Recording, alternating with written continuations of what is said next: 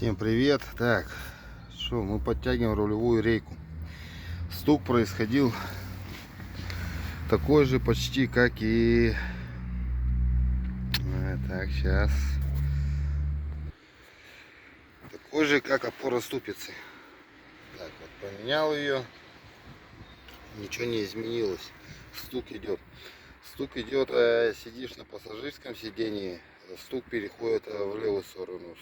Садишься за руль, и такое ощущение, что справа и слева стучит.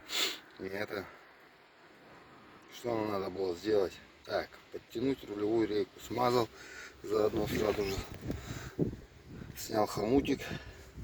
Там посмазал, там такая идет эта речка зубчатая.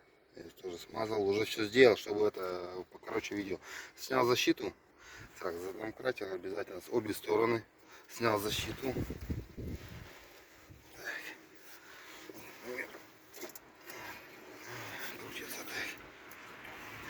Так. Снял защиту. Потом открутил вот эти три болтика. Подрамник. Потом вот этот. Так, два болтика там, что получается, на 17, на 19, 15. Два болта на 19, один на 15. И вот эти ослабил пониже на 13. С обоих сторон снимаешь. Так, защиту, потом подрамник, нагибаешь вот в этом месте. И вот таким удлинителем, таким вот с этой щеточкой на 19 подлазишь и поджимаешь. Видно, не видно сейчас. Попробуем включить свет. Так, что получается? И вот здесь вот это вот место получается изнутри. Проталкиваешь и протягиваешь на 19.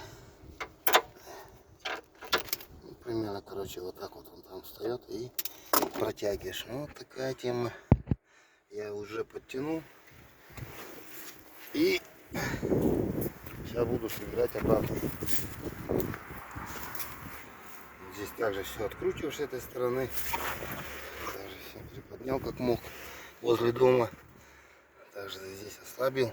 Все, на рулевая подрамник осел. И все, можно будет добираться. Также и меняются эти ступки стабилизатора. Не надо подрамник полностью снимать.